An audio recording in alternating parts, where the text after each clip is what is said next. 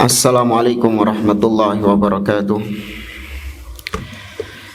Innal hamdalillah nahmaduhu wa nasta'inuhu wa nastaghfiruh wa na'udzu billahi ta'ala min shururi anfusina wa min sayyiati a'malina. Man yahdihillahu fala mudhillalah wa man yudlil fala hadiyalah. Asyhadu an la ilaha illallah wahdahu la syarikalah wa asyhadu anna Muhammadan abduhu wa rasuluh. Ya ayyuhalladzina amanu taqullaha haqqa tuqatih wa la tamutunna illa wa antum muslimun. Ya ayyuhan nasu taqu rabbakumul ladzi khalaqakum min nafsin wahidah wa khalaqa minha zawjaha wa batha minhuma rijalan katsiran wa nisaa'a wattaqullaha alladzi tasaaluna bihi wal arham innallaha kana 'alaikum raqiba. Ya ayyuhalladzina amanu taqullaha wa qulu qawlan sadida yuslih lakum a'malakum wa yaghfir lakum dhunubakum wa man yuti'illaha wa rasulahu faqad faza fawzan 'azima. Amma ba'd. Fa inna asdaqal hadithi kitabullah wa khairal hadi hadi Muhammadin sallallahu alaihi wasallam wa syarral umuri muhdatsatuha wa kullu muhdatsatin bid'ah wa kullu bid'atin dhalalah wa kullu dhalalatin finnar. Ma'asyiral muslimin, ikhwani fillah wa akhwati rahimani wa rahimakumullah. Kita melanjutkan kembali pembahasan kitab kitab Ushulus Sunnah oleh Imam Ahmad bin Hanbal rahimahullahu taala dengan syarah atau penjelasan dari Syekh Muhammad Sa'id Ruslan hafizahullahu taala.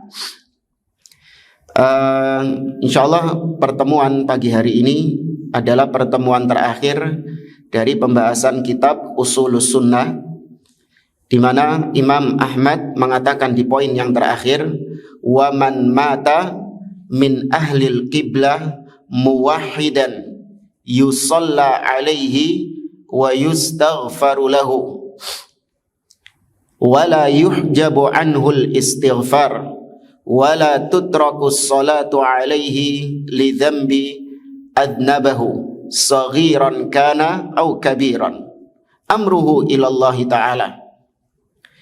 Kata Imam Ahmad, dan barang siapa yang meninggal di antara ahli kiblah, maksudnya kaum muslimin, muwahhidan dalam kondisi dia bertauhid, berarti dia bukan pelaku kesyirikan, maka yusalla alaihi, maka dia disolatkan jenazahnya, wa yustaghfaru lahu, dan dimintakan ampun untuknya, wala yuhjabu anhul istighfar, dan tidak dihalangi istighfar kepada jenazah tersebut, wala tutraku salatu alaihi li dhanbin adnabahu saghiran kana au kabiran, dan tidak boleh meninggalkan salat, maksudnya salat jenazah, mensolatinya tidak boleh ditinggalkan hanya karena sebab perbuatan dosa yang dilakukan sama orang itu, baik dosa kecil ataupun dosa besar. Ya, ini hukuman di dunia. Amruhu ilallahi ta'ala. Adapun hukuman di akhirat, maka diserahkan, dikembalikan kepada Allah perkaranya. Sekarang kita baca syarah atau penjelasan dari Syekh Muhammad Sa'id Ruslan hafizahullahu ta'ala. Liqaulihi ta'ala, itu semuanya berdasarkan firman Allah di surah Al-Hasyr ayat yang ke-10. Allah Ta'ala berfirman, walladzina ja'u min ba'dihim yaquluna rabbana ighfir lana wa li ikhwanina alladzina sabaquna bil iman. Adapun orang-orang yang datang setelah mereka, mereka mengatakan, mendoakan, rabbana ighfir lana, wahai Rabb kami, ampunilah kami, wali ikhwanina alladzina sabaquna bil iman, dan saudara-saudara kami yang telah mendahului kami dengan keimanan. Ya, dalam ayat ini jelas kita diajarkan doa untuk memintakan ampun kepada saudara-saudara kita yang mendahului kita, yang meninggal di atas keimanan. Ya, berarti pemahaman terbaliknya, kalau dia meninggal di atas kekafiran, maka tidak boleh dimintakan ampun. Ya, tidak boleh didoakan ampun kalau dia mati di atas kekufuran. Kemudian kata Syekh, wali annana nuhina 'anil istighfari was salati 'ala man mata 'ala ghairi tauhid. Dan itu juga disebabkan karena kita dilarang untuk beristighfar, memintakan ampun, atau untuk mensolati siapapun yang mati di atas selain tauhid. Maksudnya mati di atas kesyirikan. Gak boleh kita mintakan ampun, gak boleh jenazahnya kita solati. Qala ta'ala, Allah berfirman di surah At-Taubah ayat 84, wala tusalli ala ahadin minhum mata abadan wala taqum ala qabrih. Kata Allah, janganlah engkau mensolati salah seorang pun di antara mereka selama-lamanya, dan jangan engkau berdiri di sisi kuburnya, yakni berdiri untuk berdoa kepadanya, enggak boleh. Kalau dia mati di atas kekufuran, maka enggak boleh kita solatkan dia. Wa qala ta'ala, Allah juga berfirman dalam surah At-Taubah ayat 113, ma kana lin nabi walladzina amanu an yastaghfiru lil musyrikin walau kanu uli qurba min ba'di ma tabayyana lahum annahum ashabul jahim. Tidak pantas bagi seorang nabi dan orang-orang yang beriman untuk memintakan ampun kepada orang yang mati di atas kesyirikan. Ya, orang yang mati di atas kesyirikan tidak boleh dimintakan ampun atas mereka. Walau kanu uli kurba, meskipun yang mati ini karib kerabat dekatnya sendiri. Ya, meskipun keluarganya sendiri, kalau dia mati di atas kekufuran, nggak boleh disolati, nggak boleh dimintakan ampun. Setelah jelas bahwasanya mereka termasuk penghuni neraka jahim. Ayat ini turun berkaitan dengan Abu Thalib, paman Nabi SAW, yang begitu luar biasa baiknya kepada Nabi, membela Nabi, ya, melindungi Nabi ketika dakwah, ketika Nabi diganggu oleh orang-orang Quraisy. Tapi ternyata sampai matinya Abu Thalib tidak masuk Islam. Sampai matinya Abu Thalib mati di atas kekafiran. Bahkan itu disaksikan sendiri oleh Nabi SAW.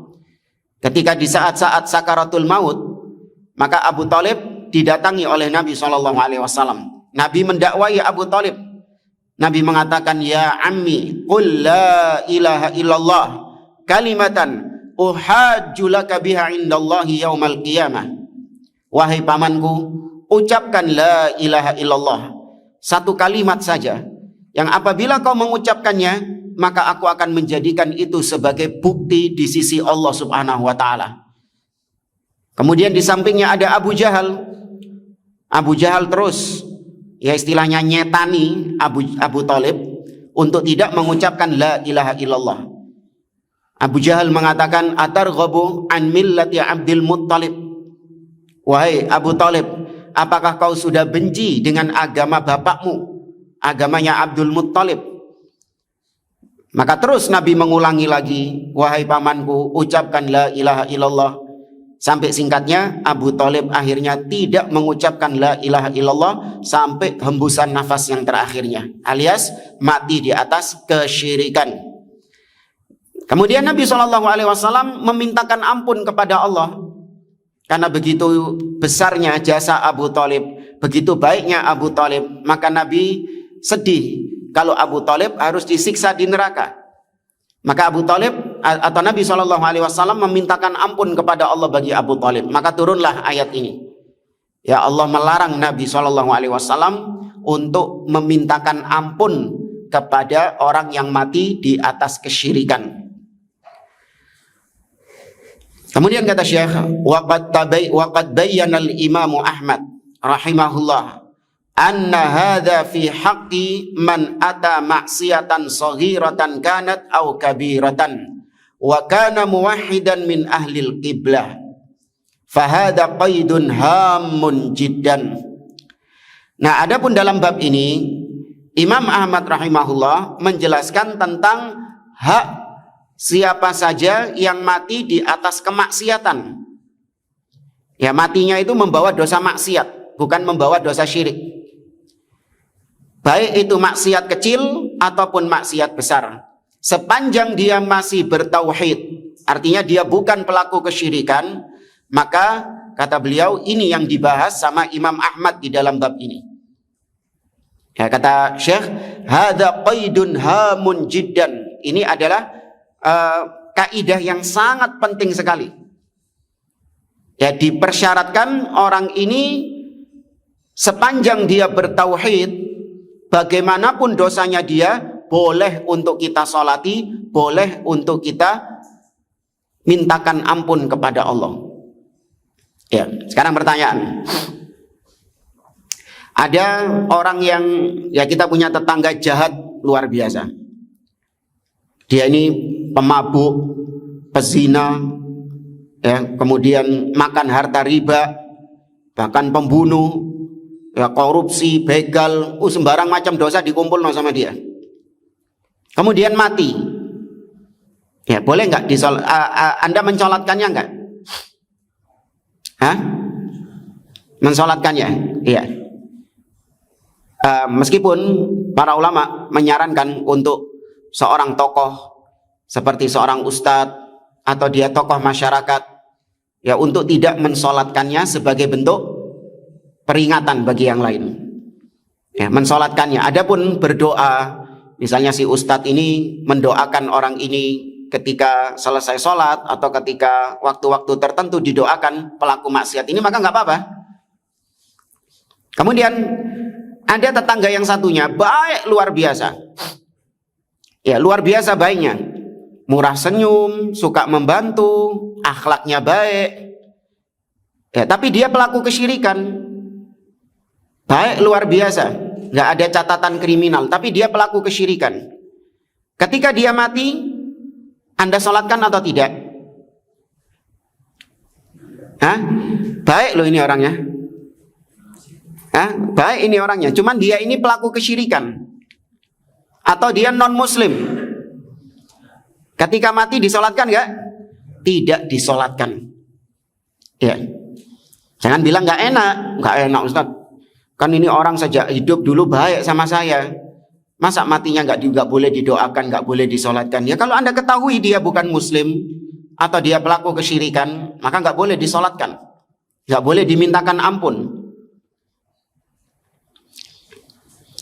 Kata Imam Ahmad, man mata min ahlil qiblah muwahhidan yusalla alaihi wa yustaghfaru lahu.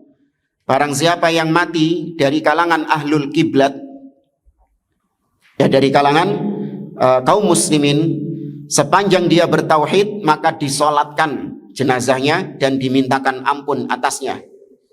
Wala yuhjabu anhul istighfar, dan tidak dihalangi istighfar kepadanya.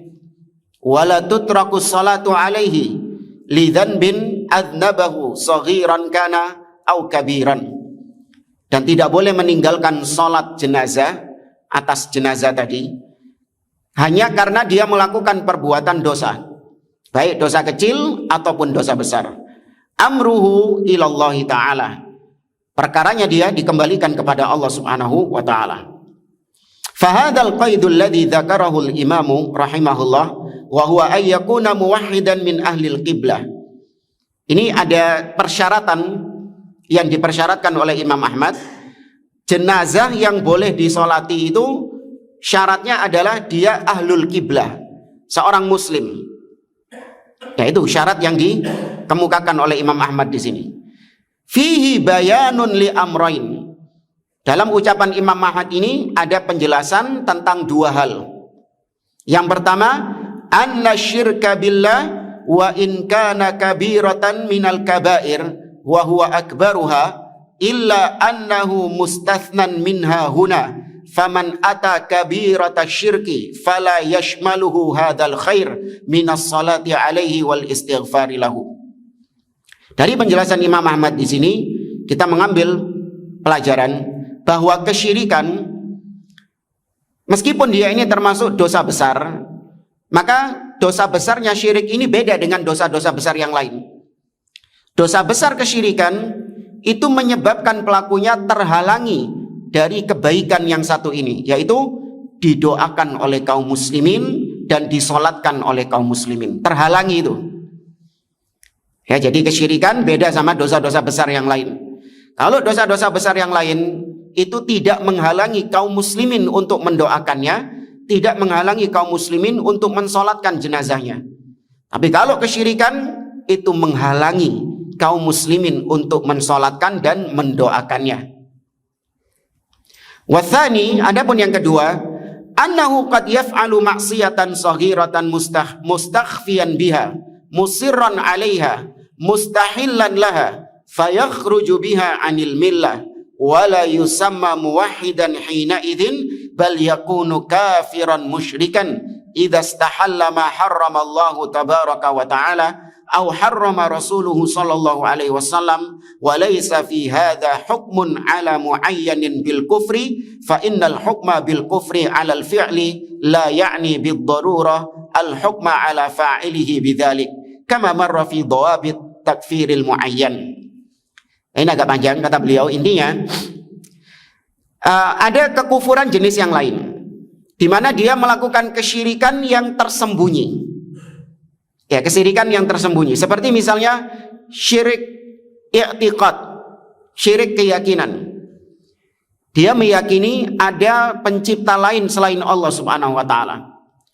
Atau dia meyakini bahwa agama selain Islam itu juga ada kebenaran. Atau dia ragu terhadap agama Islam ini. Nah, secara asal orangnya ini statusnya sudah apa? Sudah kafir dia di sisi Allah Subhanahu wa taala. Namun kita yang ngelihat dari luar, ketok enggak? Hah? Nggak kelihatan. Ketika kita ngelihat dari luar nggak kelihatan, karena kesyirikannya itu batin. Kesyirikannya itu ada di dalam. Maka yang seperti ini nggak bisa dikafirkan oleh kita. Ya, yang modelnya seperti ini nggak bisa kita kafirkan secara individu. Langsung kita tuding, kita tunjuk orangnya ini kafir. Kenapa? Karena di dalam hatinya dia meyakini bahwa Islam, dia masih meragukan Islam. Nggak tahu batin seseorang. Bagaimana kau bisa menghukumi? Kecuali kalau dia mengucapkannya. Ya, dia mengatakan bahwasanya saya ragu dengan agama Islam ini. Nah, itu baru. Ya, itu pun juga masih harus dicek lagi. Ya, orangnya waras atau gila, ya, orangnya ini guyonan atau dia serius, atau ya, masih ada syurutut takfir, syarat-syarat pengkafirannya. Ya, tapi intinya kata beliau di sini ada kekufuran yang kalau dilihat dari sisi Allah, orang itu statusnya sudah kafir karena Allah Maha mengetahui batin seseorang. Tapi kalau kita lihat dari sisi manusia, maka kekafirannya itu nggak kelihatan, nggak nampak, maka nggak boleh kita kafirkan. Kalau dia mati, tetap boleh kita sholatkan, tetap boleh kita mintakan ampun, meskipun nggak bermanfaat itu. Ya, istighfar kita, sholat yang kita lakukan untuknya itu tidak bermanfaat. Nah, terus ngapain sholat, Ustaz? Nggak tahu. Ya, kalau seandainya tahu bahwasanya dia di sisi Allah itu kafir, ya nggak bakalan kita sholati. Ini karena kita nggak tahu perkara gaib. Kata beliau, qadiyatul hukmi ala muayyanin bitakfir qadiyatun khatiratun jiddan. Masalah mengkafirkan person, individu kaum muslimin, ya dikafirkan, divonis kafir, ini adalah masalah yang sangat berbahaya sekali. Laisat bihayyinah, bukan perkara yang remeh, bukan perkara yang ringan memvonis kafir seorang muslim secara individu ini. Yambaghil hadzaru minha, wajib berhati-hati, wajib waspada terhadap vonis kafir mengkafirkan individu muslim. Lima yatarattabu 'alaiha minal ahkamid dunyawiyah wal ukhrawiyah kama marrah. Karena memang ada dampak vonis kafir terhadap individu itu berdampak baik masalah duniawi atau masalah akhirat.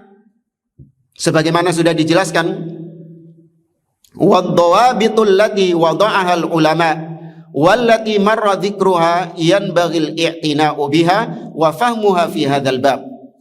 kaidah-kaidah tentang vonis pengkafiran yang sudah dijelaskan oleh para ulama dan juga sudah berlalu penjelasannya pada pertemuan-pertemuan sebelumnya, kata beliau, hendaklah ini diperhatikan dan dipahami betul supaya kita tidak menjadi orang yang serampangan memvonis kafir saudaranya sesama muslim meskipun dia jatuh dalam kekufuran. Ya, kita hanya menjelaskan bahwasanya perbuatan ini perbuatan kufur. Ucapan ini adalah ucapan yang kufur. Ya, keyakinan ini adalah keyakinan yang kufur. Namun kalau kita dapati di lapangan ada seorang muslim yang melakukan perbuatan tersebut, maka jangan langsung divonis kafir sampai terpenuhi syarat-syarat pengkafiran tersebut. Dan yang berhak memvonisnya adalah para ulama atau para qudot, hakim-hakim di pengadilan.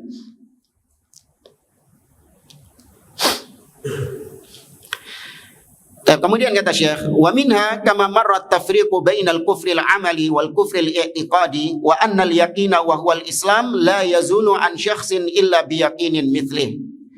Dan juga sebagaimana sudah dijelaskan di pertemuan yang lalu, yang membedakan antara kekufuran perbuatan dengan kufur keyakinan.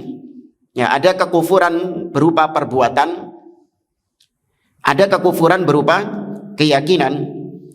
Maka kata beliau, sesuatu yang yakin tidak bisa hilang dari seseorang kecuali dengan keyakinan yang semisal. Ada seorang muslim, keislamannya dia itu yakin. Anda meyakini keislamannya, statusnya sebagai seorang muslim itu Anda yakini. Nah, keislaman dia tidak bisa dihilangkan kecuali dengan sesuatu yang juga meyakinkan. Dia kafir.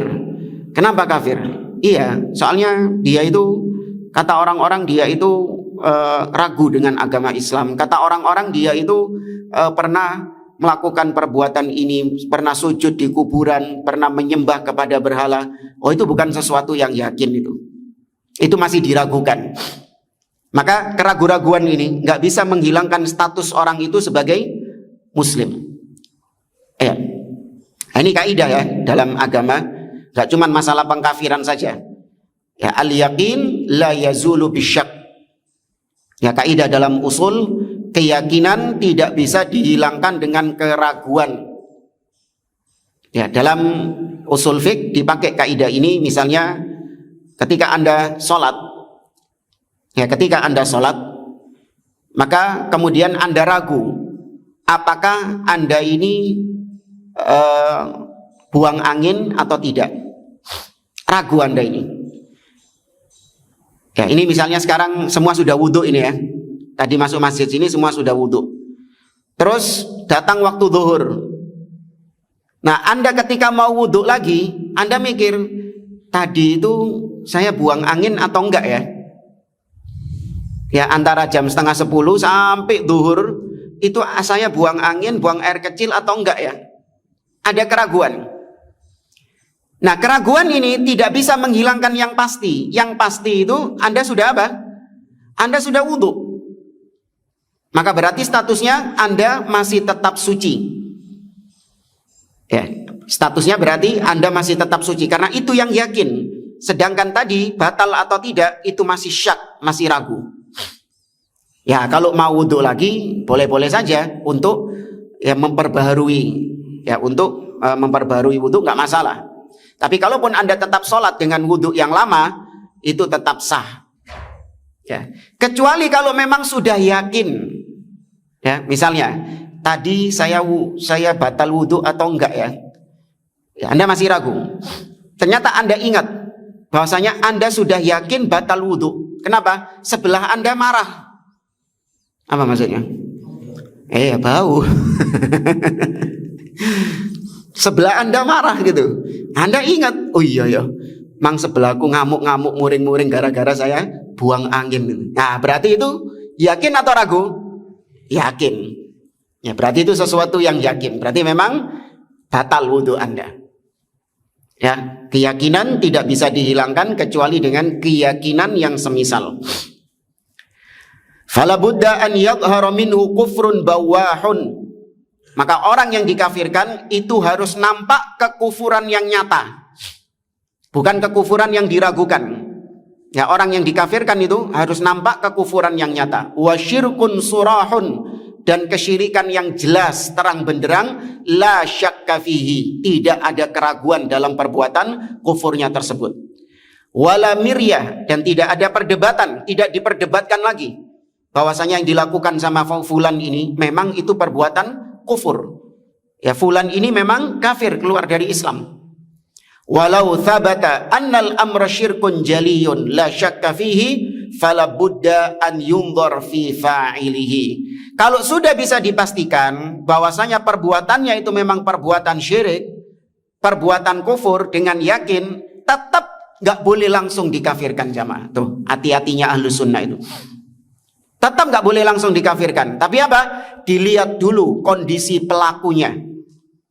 Hal tawaffarat fihi syurut. Apakah dia sudah memenuhi syarat untuk dikafirkan? Wantafat anhul mawani aula. Dan dihilangkan pencegah-pencegah kekafiran atasnya atau tidak. Nih, ahlu sunnah sangat luar biasa ketat, hati-hati dalam memvonis individu-individu kaum muslimin. Ya, yang pertama dipastikan dulu perbuatannya itu benar-benar perbuatan kufur atau tidak. Jangan-jangan cuma perbuatan maksiat. Iya. Kau kenapa nggak mau menjawab, nggak mau mensolatkan jenazah fulan itu? Oh, kafir dia. Loh, kok bisa kafir? Iya, dia suka minum khamr. Loh, saya minum khamr ini kekufuran atau bukan? Bukan, kemaksiatan itu. Ya. Kok kenapa kok tidak mau menjawab salamnya fulan? Oh iya, fulan itu kafir. Kenapa kok kafir? Ya, dia itu berzina. Tuh, zina itu kekufuran atau bukan? Bukan kekufuran. Iya, tapi dia zinanya terus-terusan. Berarti kan dia menghalalkan zina. Oh, nggak bisa. Nggak bisa mengkafirkan dengan konsekuensi seperti itu. Nggak mesti orang yang terus-terusan berbuat dosa itu berarti menghalalkan dosa tersebut. Belum tentu. Ya, awas, itu juga pola pikirnya orang-orang Khawarij. Ya, pola pikirnya orang-orang Khawarij, mereka mengkafirkan dengan kelaziman. Nah, itu buktinya dia terus-terusan melakukan perbuatan itu. Berarti dia menghalalkan perbuatan itu. Belum tentu. Ya, maka itu kekafiran yang masih diragukan, bukan kekafiran yang jelas. Ka'an yakuna jahilan au muta'awilan au mukrahan ila ghairi dzalik min mawani'it takfir. Setelah jelas bahwasanya itu perbuatan kufur, tetap nggak boleh langsung dikafirkan. Dilihat dulu kondisi pelakunya. Apakah dia jahil? Ya, dia orang yang jahil, nggak tahu ilmunya. Atau dia muta'awil, atau dia salah mentakwil. Ya, salah menafsirkan suatu dalil, salah menafsirkan ayat. Atau dia orang yang mukroh, dipaksa oleh orang lain untuk melakukan kekufuran itu. Atau hal-hal lain yang merupakan penghalang vonis kafir atas orang tersebut. Ya, ternyata sudah diteliti, nggak ada penghalangnya, Ustaz.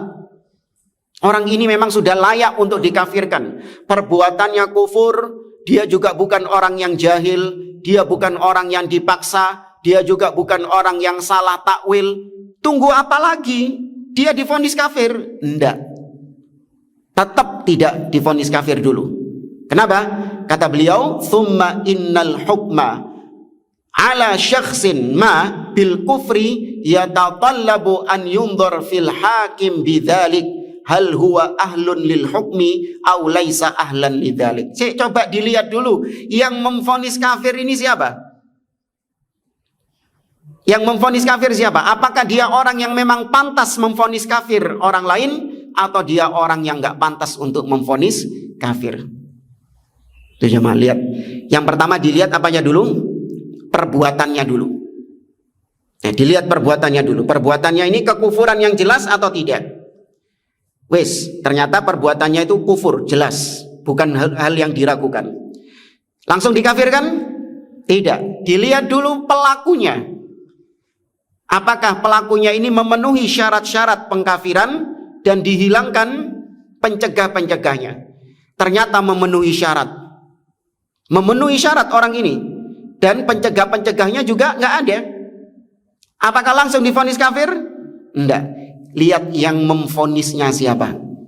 Apakah dia orang yang memang layak untuk memvonis kafir, atau dia memang nggak layak untuk memvonis kafir. Yang layak adalah para ulama dan hakim di pengadilan.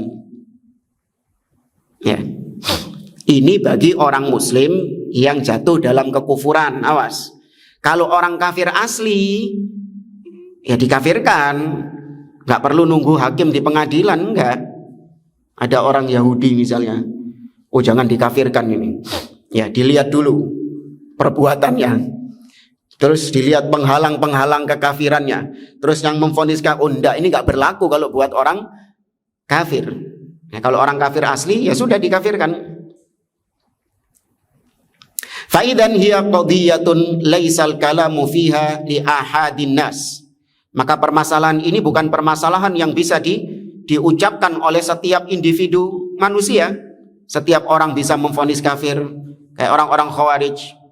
Ya, orang-orang yang jahil sekalipun dari kalangan mereka sudah layak untuk memvonis kafir fulan, fulan, dan fulan.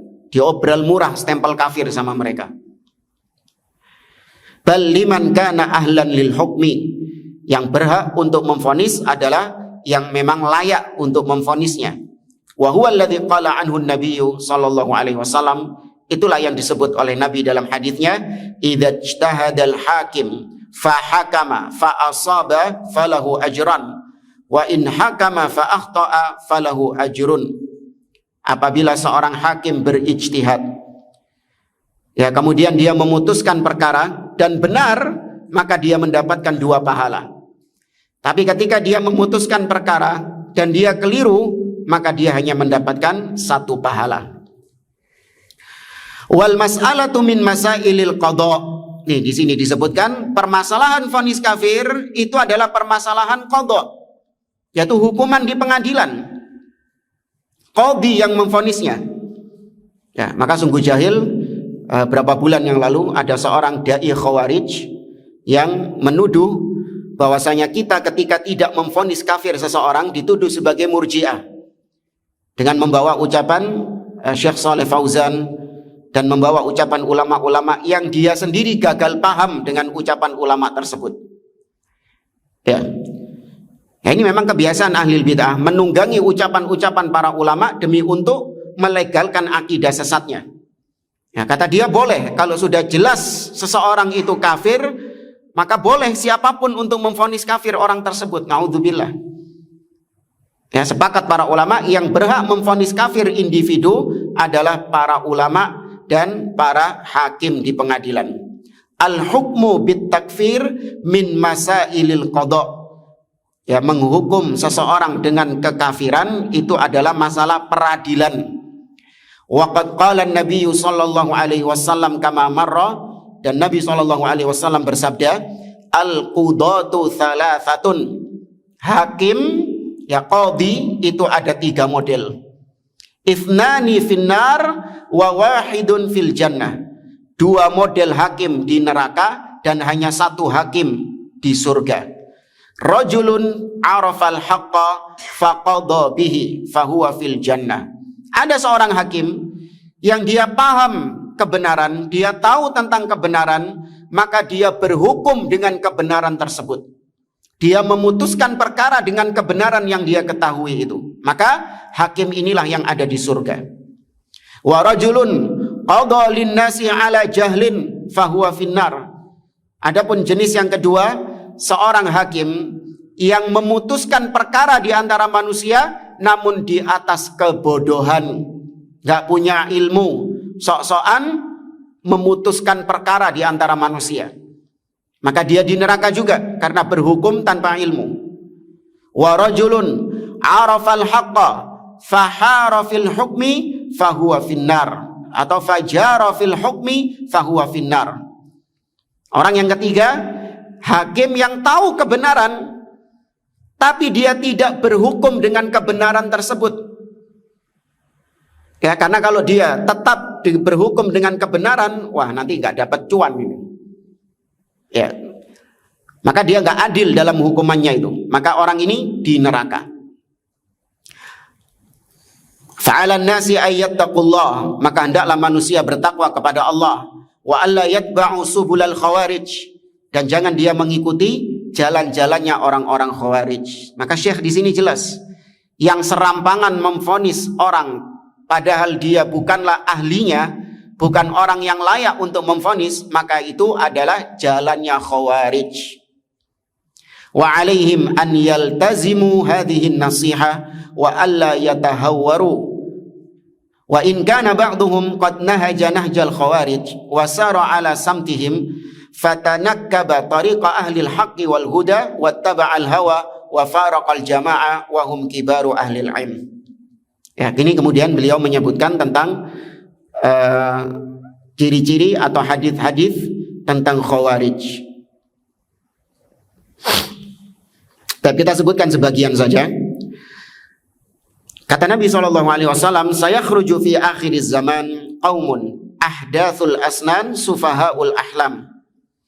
Akan keluar di akhir zaman suatu kaum yang ciri mereka usianya masih muda belia, namun akal mereka pendek, alias bodoh.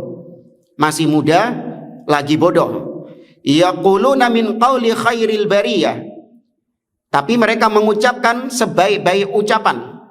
Yakni ucapan mereka adalah firman Allah, hadis Nabi SAW, yaqra'unal Qur'an, mereka rajin membaca Al-Quran, la yujawizu hanajirahum, namun Al-Quran tidak melewati kerongkongan mereka. Yamruquna minad din kama yamruqus sahmu minar ramiyah, mereka melesat dari agama ini sebagaimana melesatnya panah dari busurnya atau dari sasarannya. Ya, di sini kata para ulama, bukan berarti kemudian seorang muslim dia tidak membaca Al-Quran karena takut nanti menjadi khawarij. Karena ciri khawarij rajin membaca Al-Quran. Wah, kalau gitu saya malas baca Quran, cek gak dadi koyo khawarij. Ini pemahaman yang keliru. Nabi menyebutkan demikian supaya kita nggak tertipu dengan ibadahnya orang-orang khawarij, supaya kita nggak terlena karena dia rajin Quran, rajin baca Quran, rajin sholat malam. Wah, berarti dia ini pasti pemahamannya benar. Tidak. Ya, Nabi mengajarkan kita bahwa ibadah itu tidak menunjukkan bahwasanya orang tersebut pasti di atas agama yang hak. Belum tentu. Ya, cuman modal sekedar ibadah, taat ibadah saja, itu tidak menunjukkan bahwasanya orang itu akidahnya hak, akidahnya benar. Enggak, karena yang diukur dalam agama kita bukan kuantitas ibadah, tapi yang diukur apa ya? Kualitas ibadahnya. Ya. Maka Abdullah bin Abbas, sebagaimana yang pernah kita ceritakan, ketika bertemu dengan orang-orang khawarij, maka mengenaskan kondisi mereka. Ya, mata mereka merah, ya, wajah mereka itu ada banyak bekas air mata karena mereka banyak menangis. Ya, terlihat kantung-kantung matanya itu tebel-tebel, menunjukkan mereka ini orang-orang yang jarang apa? Jarang tidur. Ya, bahkan lutut-lutut mereka itu seperti lututnya unta, ngapal. Ya, karena banyaknya apa? Sujud. Ya, tapi mereka khawarij. Ya, mereka di atas keyakinan atau di atas agama yang keliru. Ya, sekali lagi, banyak-banyakan ibadah tidak menunjukkan orang tersebut akidahnya benar.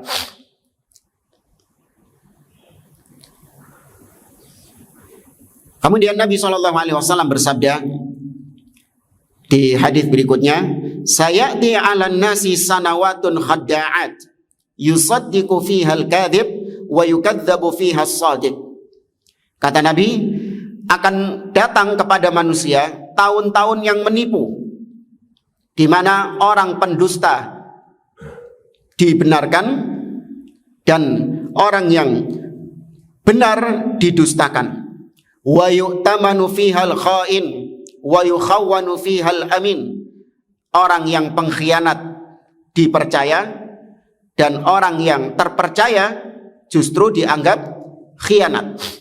Wa yantiqu fihar ruwaibidah, dan di tahun-tahun tersebut akan bermunculan ruwaibidah. Ya, ruwaibidah banyak berbicara. Qal, siapa ruwaibidah itu? Kata Nabi SAW, ar-rajulut tafih yatakallamu fi amril amah. orang yang bodoh namun berbicara tentang masalah-masalah yang besar, masalah-masalah keumatan. Ya, padahal dia nggak punya kapasitas di situ, nggak mau nunggu ulama, nggak mau nunggu ahli ilmu, langsung dikomentari, langsung digoreng, langsung dipublish sama dia. Dan betapa banyaknya manusia-manusia model seperti itu di zaman kita sekarang. Ya, ruwaibidah yang berbicara tentang masalah agama. Apalagi sebagian hanya sekedar untuk kejar setoran, karena harus ngonten. Ya, selebgram, ya, ustadz yang jadi selebritis di medsos misalnya, mereka nggak peduli dengan isi agama yang mereka sampaikan. Ya, mereka sukanya mengambil hal-hal yang viral supaya apa? Banyak viewersnya, banyak yang nonton, banyak yang nge-likes. Ya, kalau banyak yang nonton, banyak yang nge-likes, maka banyak yang endorse. Nah, itu sudah bukan rahasia umum lagi. Ya, sudah bisa dipastikan orang-orang demikian yang dicari cuman apa? Yang dicari cuman fulus. Ya, nggak peduli bagaimana akidah umat, nggak peduli bagaimana keyakinannya umat, nggak urusan dia. Yang penting itu tadi, dia mendapatkan keuntungan, wal iyadzubillah. Ya, sayangnya berbaju salaf, ya, berbaju salafi. Nah, kalau bukan berbaju salafi ya terserah dia, cuman dia mengatasnamakan dakwah salafiyah. Fa ahlus sunnah la yukafiruna ahadan min ahlil qiblah bidzambin. Maka ahlus sunnah tidak mengkafirkan seorang pun dari kaum muslimin hanya gara-gara dosa yang dia lakukan. Malam yastahillahu, sepanjang dia tidak menghalalkannya. Hadza idza lam yakunidz dzanbu kufran aw syirkan mukhrijan minal millah. Ini sekali lagi, sepanjang dosanya yang dilakukan itu bukan dosa syirik, bukan dosa yang mengeluarkan dia dari Islam. Fala yukaffaru bihil muslim, maka nggak boleh dikafirkan orang tersebut. Bal yu'taqadu annahu mu'min naqisul iman. Harus diyakini bahwa orang tadi yang pelaku dosa tadi, dia itu mukmin, cuman kurang imannya. Mu'arradun lil wa'id, dikhawatirkan dia terkena ancaman. Wa tahtal masyiah, tapi di akhirat dia di bawah kehendak Allah Subhanahu wa taala. Kalau Allah mau, Allah ampuni. Tapi kalau Allah nggak mau, maka Allah siksa dia di akhirat. Hadhihi aqidatul muslim ma lam yastahillah. Inilah akidah seorang muslim, dia tetap dianggap sebagai muslim sepanjang dia tidak menghalalkannya. Fa idza istahalla ma harramallah fa innahu yakfur. Kalau dia menghalalkan apa yang Allah haramkan, maka dia kafir. Kama law istahalla riba awil khamra awil maita aw lahmal khinzir awiz zina. Seperti kalau dia menghalalkan riba, menghalalkan khamr, menghalalkan bangkai, menghalalkan babi, menghalalkan zina, ya, maka kalau seperti itu dia kafir. Idza istahalla ma harramallah kafara billah. Menghalalkan apa yang diharamkan Allah, maka dia kafir. Wa kadzalikal aks, demikian juga sebaliknya. Mengharamkan apa yang dihalalkan sama Allah, itu juga kafir. Lau harrama ma ahallallah kafar. Allah berfirman dalam surah At-Taubah ayat 31, ittakhadhu ahbarahum wa ruhbanahum arbaban min dunillah wal masih ibn Maryam. Mereka menjadikan rahib-rahib mereka, pendeta-pendeta mereka sebagai tuhan-tuhan lain selain Allah, dan juga Al-Masih ibnu Maryam. Datang dalam hadis seorang sahabat yang bernama Adi bin Hatim yang dulu mantan Nasrani. Ketika turun ayat ini, dia merasa keberatan dengan Nabi SAW, merasa keberatan dengan ayat ini, dan dia mendatangi Nabi SAW. Bahwasanya kita dahulu ketika Nasrani, ketika masih Nasoro, kita nggak pernah menyembah pendeta-pendeta kita, nggak pernah sujud kepada pendeta-pendeta kita.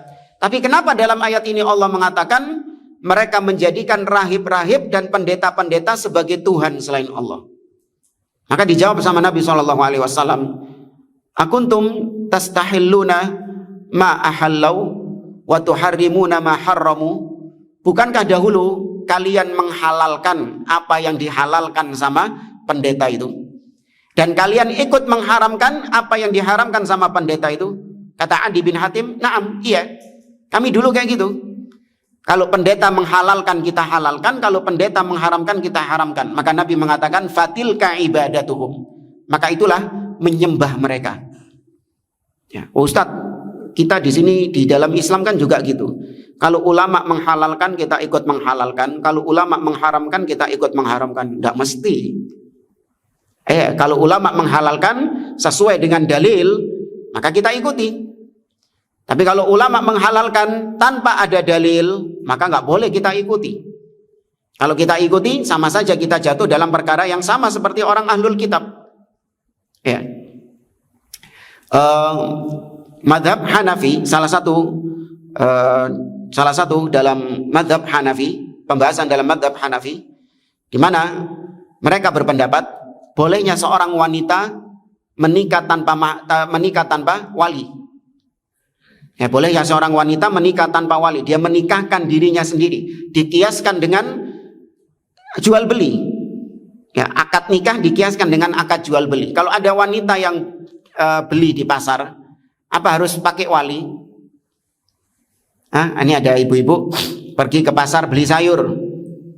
Apakah harus pakai wali akad jual belinya? Nggak perlu pakai wali. Nah, maka dikiaskan. Berarti kalau menikah nggak perlu pakai wali juga.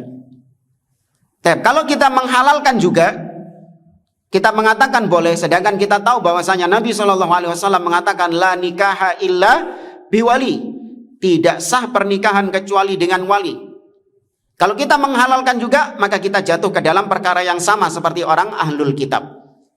Ya, menghalalkan apa yang dihalalkan oleh para ulama-ulama itu. Tidak, kita patokannya tetap dalil. Ya, kita patokannya tetap qala Allah dan qala Rasul.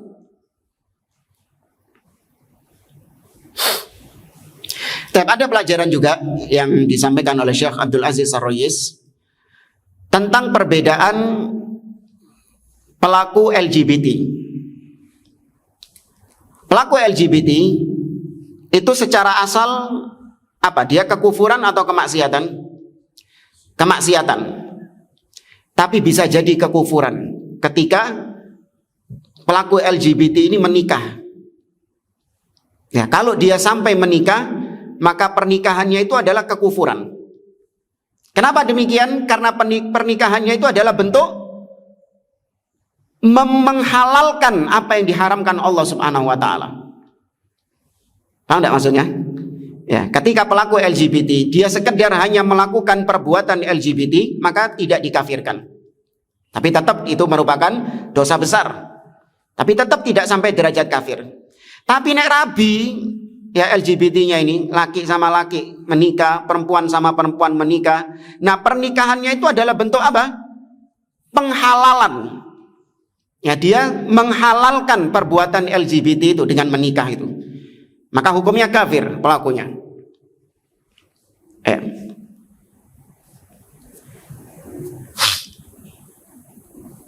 Amma idza fa'ala dzanba wa huwa lam yastahillahu bal ya'tarifu annahu haram fahadza la yakfur. Adapun pelaku dosa, sepanjang dia tidak menghalalkan perbuatan dosa tersebut dan dia mengakui, meyakini kalau perbuatannya itu perbuatan haram, maka yang seperti ini kafir enggak? Tidak kafir. Walau kana dzanbu kabiratan duna syirki wal kufri, meskipun dosanya itu dosa besar seperti LGBT tadi. Ya, meskipun dosa besar, sepanjang itu bukan kesyirikan dan kekufuran, maka dia tidak dikafirkan sepanjang dia tidak menghalalkannya. Ya. Lakinnahu yakunu mu'minan naqisal iman aw fasiqan bikabiratihi. Namun dia menjadi seorang mukmin yang kurang imannya. Ya, hukumannya dia mukmin tapi mukmin yang minus. Ya, yang imannya kurang, atau fasik, dia orang fasik dengan kefasikannya. Nah, dari sini kita tahu mana yang lebih buruk di mata kita Ahlus Sunnah. Dua-duanya buruk ya ini ya. Jangan dianggap yang satu nggak buruk, yang satu buruk, nggak. Dua-duanya buruk. Pelaku LGBT atau pelaku kesyirikan? Pelaku kesyirikan. Ya, dua-duanya buruk. tapi jauh lebih buruk pelaku kesyirikan. Kalau kita benci, jijik, gilo ambil pelaku LGBT, lu yang gila nih mana pelaku apa? Pelaku syirik. Kalau antum belenek sama pelaku LGBT, lu yang belenek mana, lu yang muak mana dengan pelaku syirik, apalagi dai-dai yang menyeru kepada kesyirikan. Ya. Maka jangan kebalik. Kayak sebagian orang sama pelaku LGBT belenek luar biasa. Ya harus memang benci kepada pelaku LGBT. Tapi kepada pelaku kesyirikan justru apa? Wah, diambung tangane, ya didatangi tablik akbarnya. Ya, Masya Allah. Ya, ini kebalik. Ya, otaknya kebalik. Harusnya pelaku-pelaku kesyirikan seperti itu yang lebih dibenci daripada pelaku LGBT.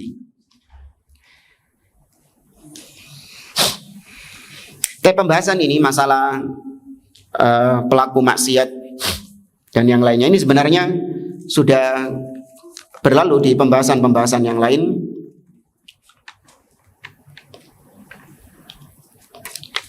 Sudah berlalu di pembahasan-pembahasan yang lain. Maka insya Allah sudah terwakili dengan pembahasan-pembahasan kita sebelumnya.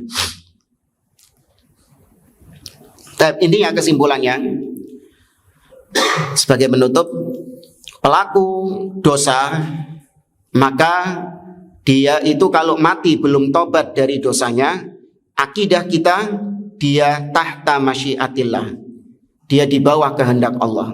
Kalau Allah mau ampuni dia diampuni, kalau Allah tidak mau diampuni maka dia disiksa, tapi siksanya tidak kekal. Ya, maka boleh disolatkan, boleh dimintakan ampun atas orang tersebut, bagaimanapun dosanya dia. Ya, cuman ada hukuman, ada kekhususan bagi seorang ustadz, seorang dai, tokoh masyarakat, ya di suatu tempat, untuk dia sebaiknya tidak ikut mensolatkan ya para pelaku-pelaku maksiat, entah dia tadi LGBT atau rampok, begal, ya peminum khamr, orang yang sering meninggalkan sholat.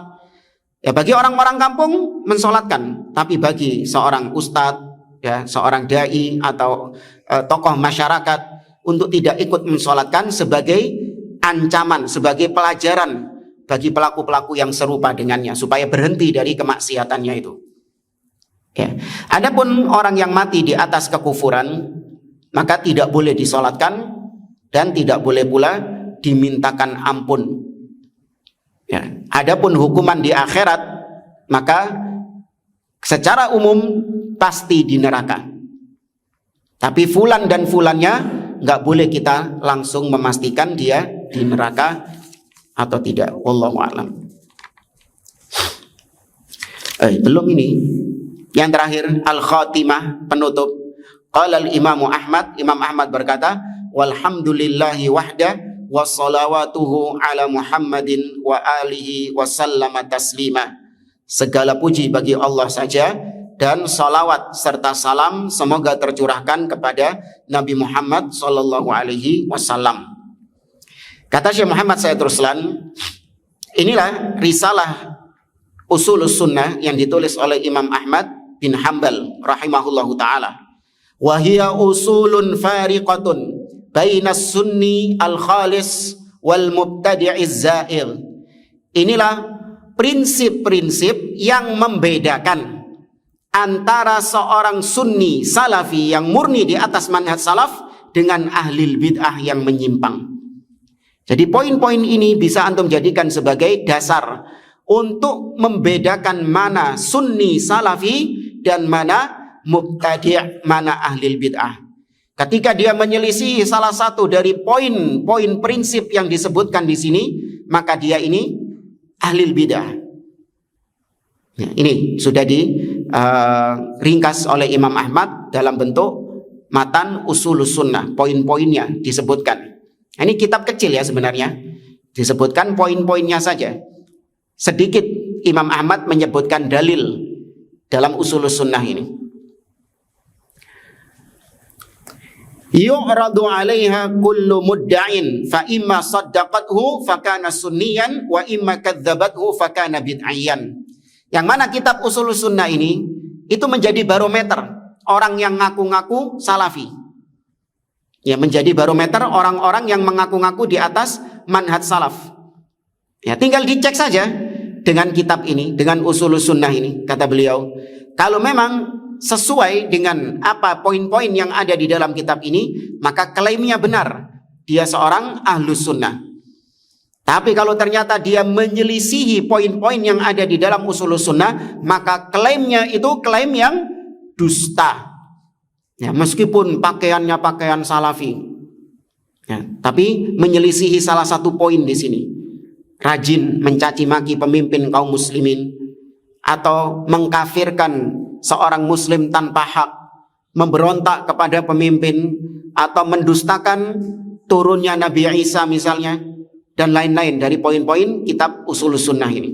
Maka klaimnya dusta, meskipun orang-orang menganggap dia dai salafi.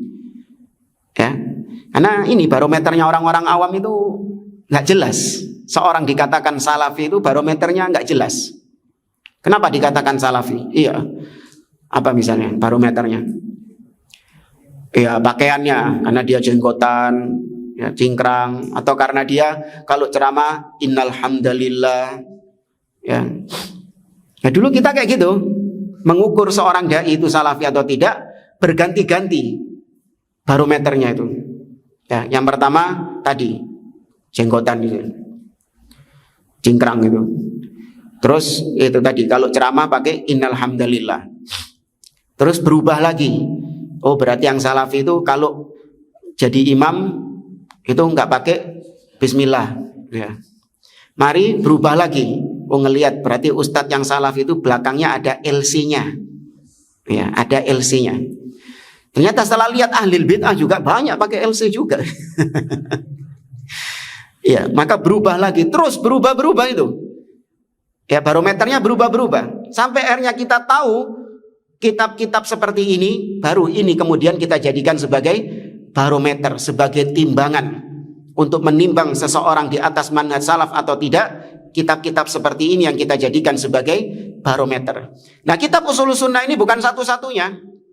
Jadi jangan dianggap kok enak banget Imam Ahmad menentukan seenaknya sendiri poin-poin pembeda antara Ahlus Sunnah dengan Ahlul Bid'ah. Enggak.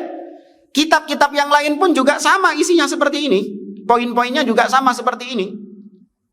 Seperti kitab Syarhus Sunnah oleh Imam Al-Muzani, atau I'tiqad A'immati Ahlil Hadis oleh Imam Abu Bakar Al-Ismaili. Kemudian kitab Syarah Usul I'tiqad Ahli Sunnah oleh Imam Al-Lalaka'i, kitab As-Sunnah oleh Al-Imam Ibnu Abi Asim, dan kitab-kitab yang lainnya. Ya, sehingga kata Abu Mudzaffar As-Sam'ani, beliau mengatakan kalau kau baca kitab-kitab akidah tersebut, meskipun penulisnya berbeda-beda, hidup di zaman yang berbeda-beda, hidup di negeri yang berbeda-beda, tapi kalau kau perhatikan kitab-kitab mereka seperti satu penulisnya. Nah, dan itu yang antum merasakan ketika antum belajar kitab-kitab akidah. Menunya sama semua enggak? Menunya sama semua. Padahal penulisnya beda, gak kenal. Ya, Imam Ahmad sama Imam Al-Barbahari, beda zaman, beda tempat. Tapi poin-poin yang disampaikan sama mereka sama. Maka ini menunjukkan prinsip-prinsip yang sudah disepakati oleh para ulama, tidak boleh diselisihi oleh seorang Ahlus Sunnah. Nah, kemudian di sini beliau menjelaskan bahwa kitab ini, syarah dari Ushulus Sunnah ini, itu adalah sebenarnya kajian, ya sebenarnya adalah kajian yang disampaikan oleh Syekh Muhammad Said Ruslan, ya kemudian ditafrigh, ditranskrip oleh murid-muridnya, kemudian menjadi kitab ini. Nah, ini kurang lebihnya penutup yang disampaikan oleh Syekh Muhammad Said Ruslan. Itu beberapa poin yang penting. Wallahu a'lam bishawab. Maka alhamdulillah selesai pembahasan kitab Ushulus Sunnah syarah Syekh Muhammad Said Ruslan hafizahullah ta'ala. Berapa tahun berarti? 2 tahun ya. Alhamdulillah. Itu pun sudah diringkas-ringkas sedemikian rupa ya. Kalau dibaca satu persatu ya lebih. Tapi ini ada pertanyaan, apakah Ahlus Sunnah diwajibkan untuk ta'assub kepada salah satu dari 4 mazhab. Nggak ada. Nah, tidak ada kewajiban untuk fanatik buta kepada salah satu dari mazhab tersebut. Bermazhab boleh. Ya, bermazhab artinya adalah seorang dia itu melazimi lebih banyak mengambil pendapat-pendapat dari mazhab tersebut.